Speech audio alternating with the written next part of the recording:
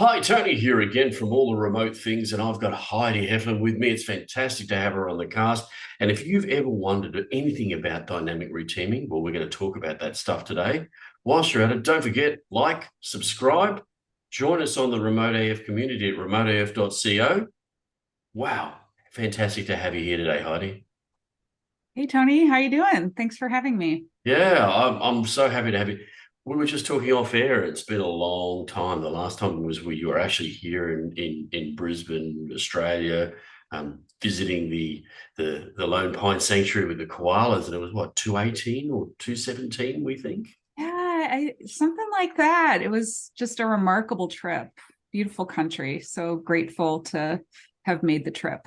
And it's a wonderful conference, the Dave Thomas Yao Yeah. conference. And it brings such a diversity of people together, which is always interesting. I really enjoy that atmosphere. And now it's back, of course, because we've Yeah. well, I wouldn't say we've kicked the COVID, but we've got it under control, hopefully. Yeah, we're in a different phase of it for sure. Yeah, brilliant. Look, Heidi, just for those who don't know you as well as I do, could you give us a bit of an intro as to who you are and where you came from, so to speak? Sure. I'm Heidi Helfand, and I live in the Los Angeles area in a town called Thousand Oaks. I've been in the software industry for around 20 years, worked at different fast growing startups. Years after, wrote the book Dynamic Reteaming, which talks about team change. And I do consulting now. That's how I spend my time. So great to be here. And I have to preface while we're doing this, the background of Heidi's is actually real books. She actually went over there and pulled a book out for me before, and it was amazing. And Oh, then yeah. have a look at that color coding, isn't it fantastic? Anyway, let us move on. So, talking about that, let's talk about dynamic reteaming. So, let's just touch on that just a tad. And I'd love to hear, I love the way you explain what it is. So, could you just give us a little touch of what you see dynamic reteaming being? Yeah. So dynamic reteaming is essentially team change. Your teams are going to change. It's inevitable. You got to lean into it, get better at it. Like I was saying when I was introducing myself, I've worked for several different software companies that have grown and changed over the years. For example, joining a company as the 10th employee until there were 600 employees. Can you imagine all the different ways that the organization shifted and grew? It's really a lot of that is going on while we're delivering software. And so the book is about how to master different techniques for when reteaming happens to you, because it will, might not always be your idea. There's also ideas for how to catalyze changes that you want to happen in your teams or in your organizations and how to get better at that. So I became obsessed with the topic at one point because people said to me, Heidi, you want to keep your team stable or the same and like coach them so they don't change. And a lot of these books like have that sort of traditional wisdom. And I thought to myself at one point, wait a minute. I was at these companies that grew big, they went public, they got acquired, they created a lot of value, and they still do. They're still around, AppFolio, Procore, another one where we created GoToMeeting and GoToWebinar. These are successful companies, and change was just inherent in what we did. So I was just deliberately trying to prove a point and change the lens on teams that let's lean in and help them succeed while we're delivering software. Yeah, I remember when you first released the book, and we did catch up and had you on my podcast at the time, and I said at the time, it struck a note with me because I worked for an organisation that started off as a government concern, and then it privatised, Mm. and it merged, and then it merged, and then it did a big merger, and those catalysts when everything merged, regardless of whether you wanted it to or not, that the reteaming was happening on a regular basis. And of course, when you talk about merge, that's fine. And a lot of companies go through that, but there's also restructure, which means Yeah. things are being pulled apart, put back together again. And I often talk about that. So that's why it struck such a chord. And I'm sure, whoever is listening to this is going, yeah, we've been through that. We've been through that. So the thought that your teams are going to be static forever is a lovely thought. They will change. People will come in, come out. When I Yeah. talk about dynamic reteaming to people, what they always throw at me though, Heidi, aren't you creating the chaos? So what's your thought on that? Yeah. I mean, like many things, it depends.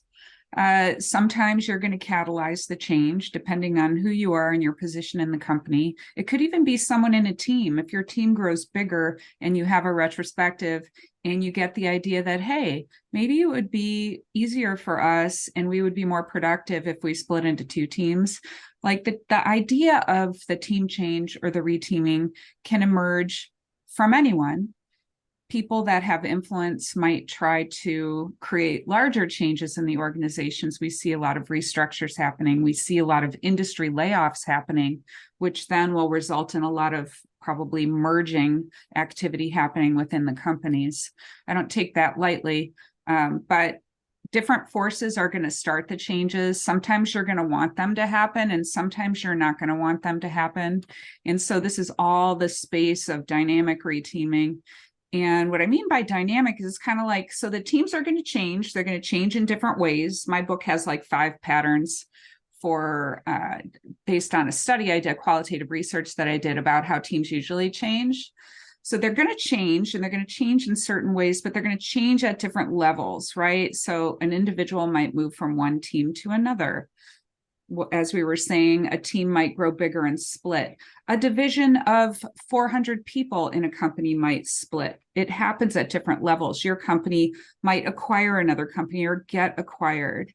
Sometimes these changes are happening at the same time or in close spans of time, and you as the individual might notice this.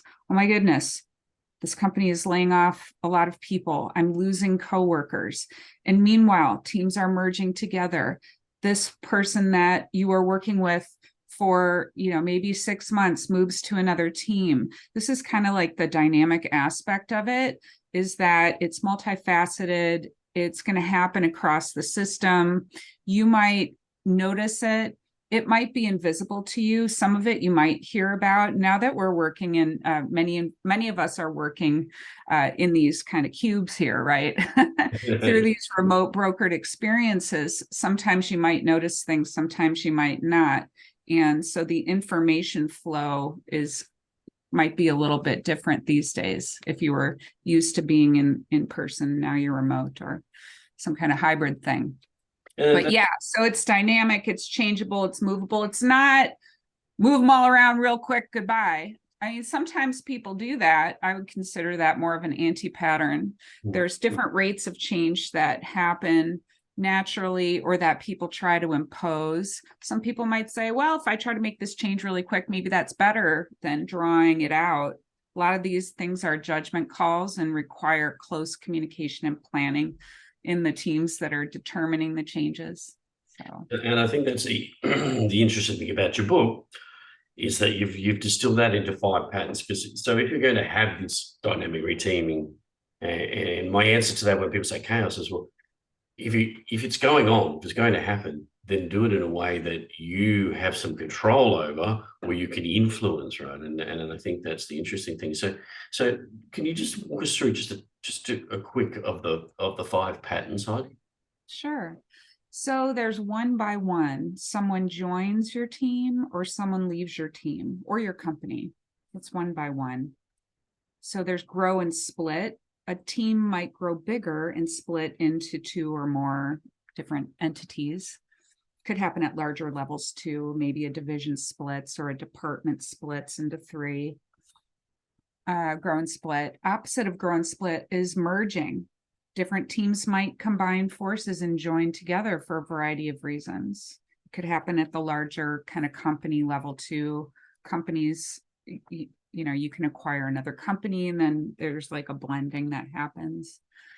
Isolation is a pattern where you start a team, maybe put it off to the side, give the people process freedom, great within a large enterprise to catalyze new product development, for example, or maybe we'll kind of like that that tiger team concept that people have talked about for years. You get a team together to work on something and then they disband. For each of these patterns, there's like kind of things that are recommended. There's also some anti-patterns, or there's dark sides of these patterns too, right? Like you don't want a bunch of teams like just emerging, doing things and leaving a mess for someone else. That's not great. But it happens that sometimes we form teams and we put them off to the side. Then they could like grow something new and stay together as a team as well, which could be okay, or maybe not. Maybe that product fails and they all get merged back into other parts of the company.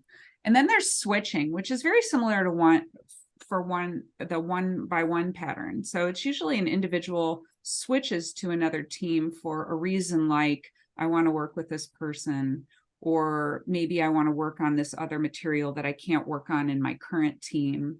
And there's interesting things that people do with switching to spread knowledge around deliberately. There's some companies that I wrote about in the book that value spreading knowledge. So more than one team can do something. It has its roots in pair programming, switching pairs as well. So that's switching. So one by one, grow and split, merging, isolation, and switching. Those are the 5 patterns of reteaming. And these are base patterns. So they, you can use them in combination with each other to design future changes if you're in that kind of position or mindset where you want to proactively try to do something. Otherwise, these things are going to happen. You're going to notice them as your company just evolves and changes. And I think that's an interesting thing that the book helps you do as well, or helps leaders do. In my experience, is that you've named them, you put a description around them, and then they see them. Because once you have an identity to something, then you can actually understand it. Therefore, you can do something about it, which I always thought was a great thing by the patterns that you'd introduced. Now, you've updated the book. So you released that book some time ago, but now you've got a new book on, and this is where you get to do the product placement, Heidi. Yeah, okay. Yeah, I was trying to look back to see when did I release the first version. So this is the first version of Dynamic Reteaming, and it's from 2019. Yeah. And this is what it looks like. I self-published it. And I had advice from a colleague. It was Joshua Kurievsky from Industrial Logic. And he's like, Heidi, write the book you want to write and then pitch it to different publishers. So I said, okay, good idea. So I wrote this, started speaking about it around the world and all of that. And then I pitched it to publishers. And then they all said no. I'm like, all right, well, that didn't work. And as I started speaking about this more and more, sometimes there's a ripeness to things. And I got the ear of someone at O'Reilly, and I created a second version of Dynamic Reteaming published by O'Reilly Media. So that's this version. And the cool thing about it was that I had the opportunity to really work closely together with the developmental editor, Melissa Potter. And so we really worked on the coherence of the book. There was a lot of stuff that I added to the book that wasn't in the first version. Like, for example, I interview people to a lot of the patterns emerge from qualitative data. And so I was able to have time to interview more worldwide colleagues. I have a new chapter on planning reteaming initiatives deliberately. And so there's some tools in there for if you're going to catalyze a change, from whether it's a small change or a bigger change, there's some tips in there about how to document things, how to try to influence others.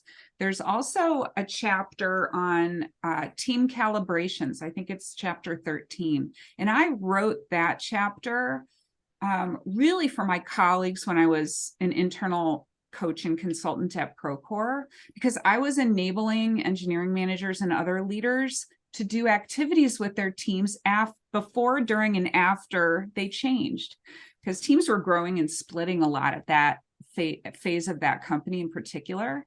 And so I was trying to replicate just the ability to help these teams kind of get off the ground and start after they change. So there's a lot of practical activities that anyone can do to try to help your team succeed after it changes. And then I had, yeah, some additional, but I think it's one of the early chapters has a lot of research related to onboarding and how to help new people that join your company to feel like they belong. And yeah, some other refinement. I have an eco-cycle metaphor in the book that really kind of compares teams to nature and how things kind of just evolve and change and creatively destruct and start again. And so I was able to really kind of work that metaphor through the rest of the book. So it was really awesome to work with O'Reilly and I'm really proud of the resulting book. So I hope you like it. It's a great book to read, and I say that having read it. And the one that I pulled out of it that I thought I'd ask you about today was the running reteaming retrospectives, because I think that's something that people miss. I've seen lots of the different versions of reteaming and merging and bringing teams together, but they don't ever seek the feedback of how that worked or how the team for improvement. So talk to me a little bit about your experiences with that, because it really struck a chord with me. Oh, that's cool. Thanks for sharing. Yeah, I'm a big proponent in talking about what happened and trying to apply what we learned to get better for the next time we're going to do it. And I think it's one thing that people get really busy at work, and it might be like a really big ordeal to have a huge change. Let's say it's a change that involves 80 people. You have a planning group. You want to get feedback on how the change was executed and how it went. And so I think really just taking the time to remember to get feedback on, the sentiment of the people and what the experience was like going through the reteaming. I think that's key. And you fold that into your plans for the future. And also, if you have a team that is working on the change and trying to get the change to happen, maybe it's a leadership group, maybe it's a change management group, whoever it is, what was that experience like when they were getting the changes together and trying to organize, and maybe they hit some bumps in the road? Like, how can we build this capacity to do this really well? And what I like about it also is that change is inevitable. We're going to experience changes at our future companies. Maybe we'll be part of catalyzing changes. And so, you're really kind of learning to build a muscle that you can use again. And yeah, so I think that's definitely an area where you can also get creative in how you run your retrospectives. I'm just a big fan of retrospectives. Yeah, yeah, no, Yeah. I'm very lucky to work with Esther Derby on a regular basis, and so Mhm. perspectives is sort of in my DNA these days. So that's why Yeah. that's why when you mention it in there, I immediately picked up on it. When this happens so often, and they do the routine. But I also see where that merges into something else that you put in the book, and you did preface it, was you've expanded the chapters on onboarding team members and how you Yeah. better treat them in the merging, because a lot of organizations, they're busy and people get thrown into these teams, or they think that they can just throw people into the teams. And we all know that. We've all seen that, right? Oh, we've got more demand. We need extra people. We throw new people into the teams, and then we just expect them to thrive. And it doesn't happen. So yeah, your version of thinking about that is interesting. Just talk to me a little bit about that. Yeah.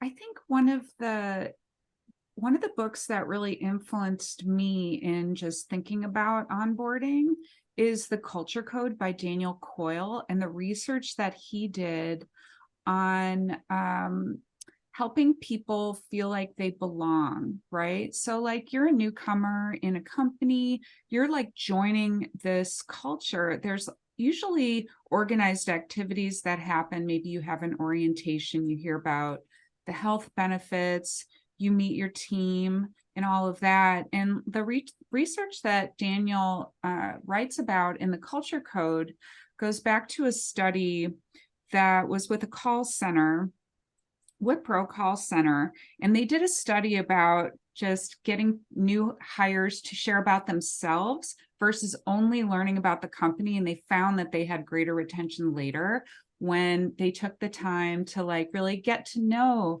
the individual that was joining and encouraging them to share about themselves, right? And I think sometimes I look back on my career, my experiences, I think that there's always kind of an imbalance, or maybe that happened by chance before. So it's kind of like, how can you facilitate interactions where people that are just joining get a chance to talk and share about themselves? Because I think a lot of advice that people might read about joining a company is that you want to stay quiet for a while, you want to take it in, you want to respect what's there. Like, people might be encouraged to not speak that much. But I think really when we're working together, we need to foster relationship building, putting our attention out. And I think it's really good to try to get to know the new person that's joining.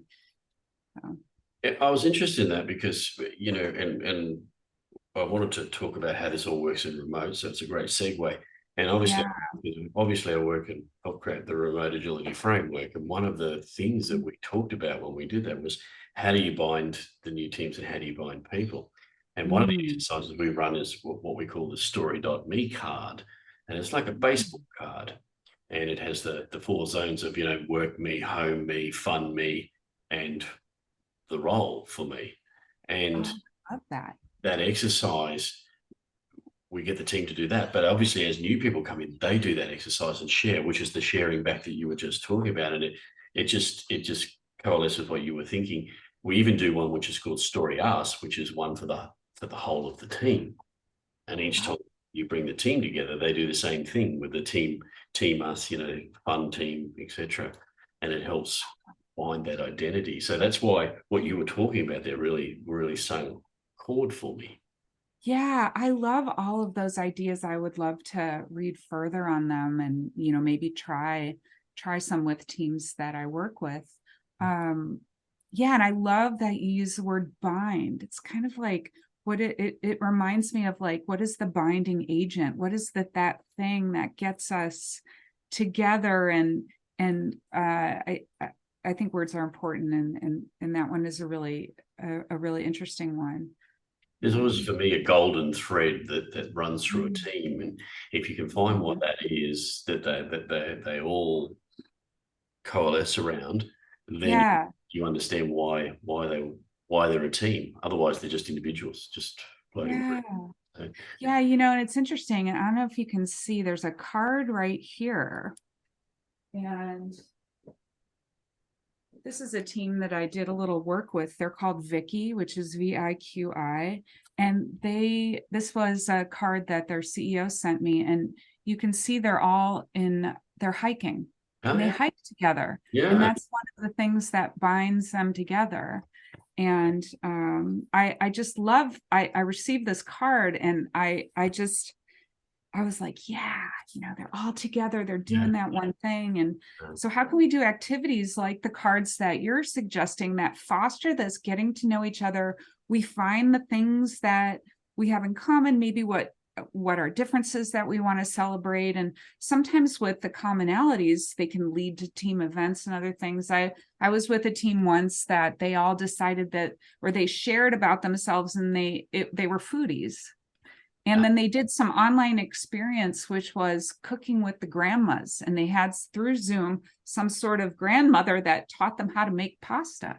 And it Wow. was just like really, really cool. But they found that thing that brought them together. And so you might be like, well, what does that have to do with building software? Well, we're people together making things. And, sometimes it's nice to maybe celebrate an accomplishment by doing an activity like that together. That's what that team did. They had a budget to spend And, time together to celebrate a milestone that they yeah, crossed. and you see all the synapses firing backwards and forwards, like it's just like, they come in and say, "Oh, how was your paddle this?" And they find things that they can chat about, which was always interesting. Yeah. So Yeah, they get that shared experience. So yeah, that can be huge. it's brilliant.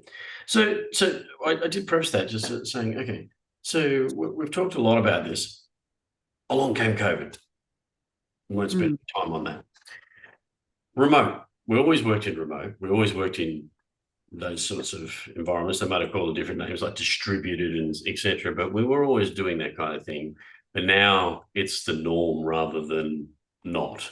How Mm. do you see reteaming and those exercises working now that your teams are so disparately created, if you like?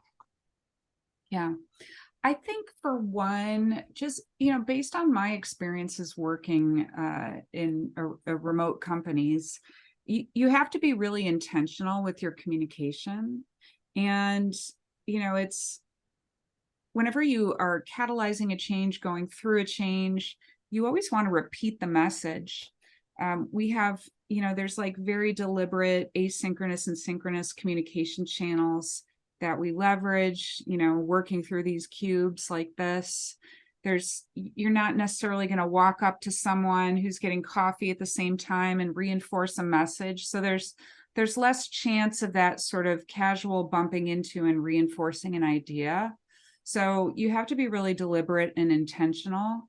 Also, depending on where you're located and where everyone else is located, you might have some time zone challenges. And so maybe then you leverage more asynchronous communication through maybe a chat tool or email or documents that people read and write and comment on.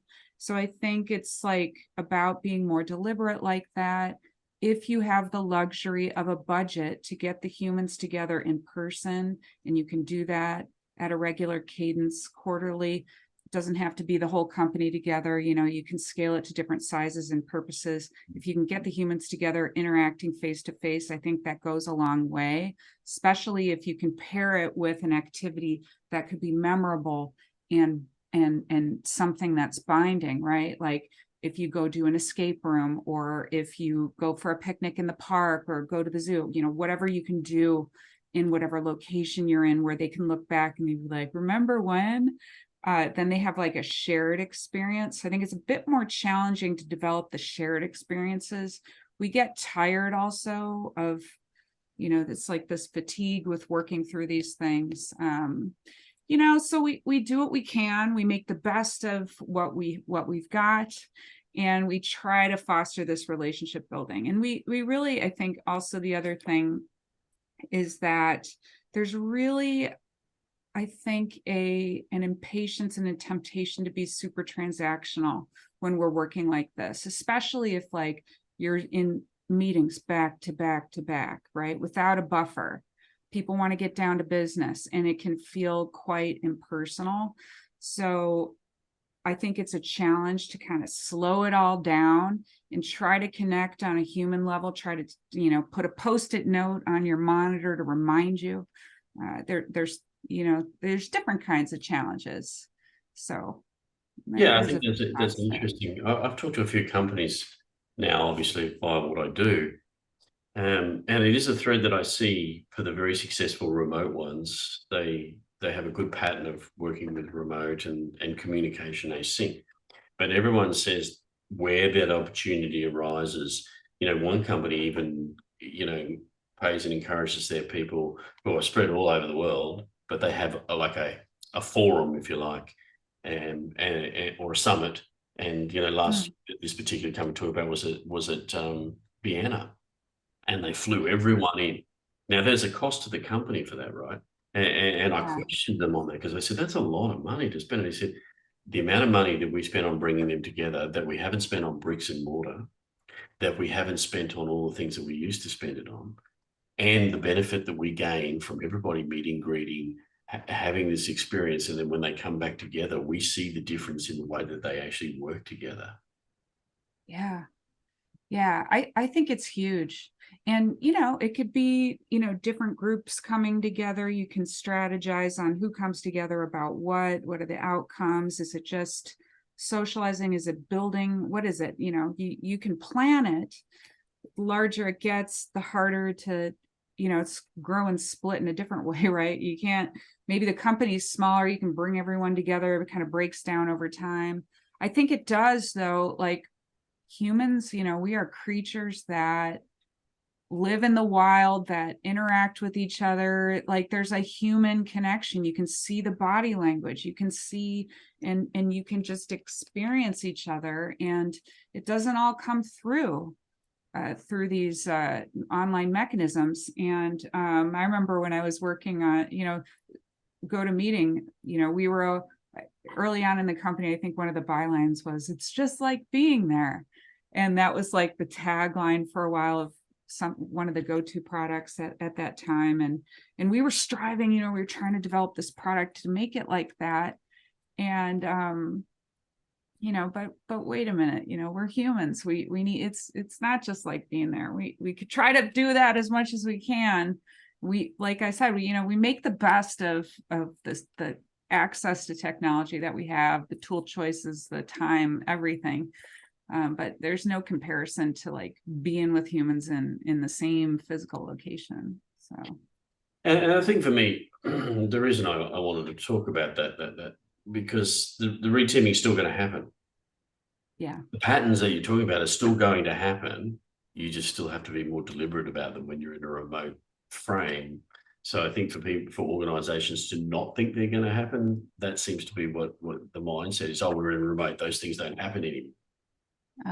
Yeah, it's interesting. It's kind of like if you have an experience working in a company and you're in a building and you have shared spaces, you see all the people. I remember being consulting with a company in San Francisco years ago, and they were going through a layoff, and you could physically see, we had like this one lunch, and an employee had like there was a special occasion, we were all together, and like a month later, there were only like 3 or 4 of us left in that space. And we could physically, viscerally experience that change of company, that, the kind of reteaming you don't want to happen, the departure of people. You don't see, it's a different kind of experience here. Like we have LinkedIn, we have these other online channels where now we're witnessing like all these things happening. We can see in a different way, and then I mean, I've also been in a company that was remote, that people also left, and you could still, you just see things differently, you experience it differently because you're not in the same physical space, but it's still like rips your heart out, like really, really challenging. Same with the growth. Like, let's talk about the upside. Let's say the company's doing really well and you're in that location. Suddenly 20 people arrive. I remember working at Appfolio many years ago, and I was facilitating onboarding in the engineering team. And I remember one day we had 20 people arrive, and I had helped kind of co-design the onboarding program and evolve it. And I remember like when those people showed up, like I had smoothies for everyone arranged, like from this smoothie place, and we did these organized activities, and their mentors came into the room. Like it was a big thing, and you could feel like this wave in the system because suddenly there were all these people. You might feel that online through people use some kind of chat tools that have different channels. Like suddenly they're coming alive because you have all these more people that are interacting, and there's new channels. And so I think like we experience these things, we can still feel them, we just feel them differently, whether they're in person or online. And then that time when maybe you have new employees that join, and then you have that chance to meet them in person the first time. It's a big deal, right? Like, and it's giving me the chills because I can remember when that happened. I can remember working with colleagues for like months sometimes, and then we meet in person. It's like, wow, right? Even like industry colleagues, like we saw each other in person in Yeah, Brisbane years ago. Maybe we'll see each other, in the future again, maybe in New Zealand, who knows, right? And it's just that there is that, it's like, is it an endorphin rush? I don't know. It's like something that's definitely notable. So yeah. I think yeah, it's built into the human DNA, is that we're social animals, and yeah, you just have to look at the best. Like I heard you talk about panic room before, and just before we finish up, we know an organisation who does online panic rooms, and yeah, we as a group, Remote AF did an online escape room. Sorry, yeah, but online escape room, and they brought out some personalities. We still joke about it today, right? We look at our yeah. boss and say, yeah, well, we think maybe you got the wrong career there. Maybe you should have gone into robbing banks. But there's all those sorts of things that come out of it. So it's fantastic. So Heidi, we're really close to the end of our time, and it's been great reconnecting and catching up with you again and hearing about the dynamic reteaming. How can people get in touch with you? How can they talk to you more about this? Yeah, yeah. And I love when people reach out. You can always connect with me on LinkedIn. You just look for Heidi Helfand. You could go to HeidiHelfand.com. You can email me, Heidi.helfand@gmail.com. So I look forward to hearing from people. That's brilliant. Look, it's been fantastic having you on all the remote things today. If you're watching this, of course, like, subscribe, join our Remote AF community at remoteaf.co. Click the community button. There's a big community of people here. They're talking about all the remote and hybrid things and interacting. We'd love to have you. Heidi, fantastic to have you on all the remote things again today. Thank you so much. Yeah, thanks, Tony. I enjoyed it.